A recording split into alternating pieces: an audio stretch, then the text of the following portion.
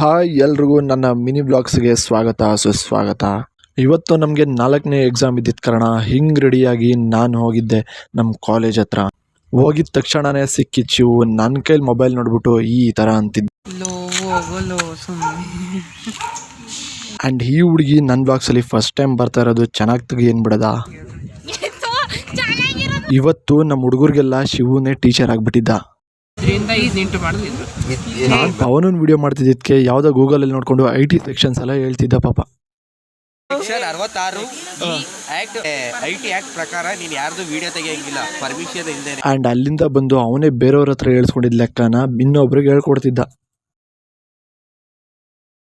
ಇನ್ನೊಂದು ಕಡೆ ಅಮೂಲ್ಯ ನನ್ನ ಬುಕ್ ಎತ್ಕೊಂಡು ಅವಳು ಸಿಗ್ನೇಚರ್ ಆಗ್ತಾವಳೆ.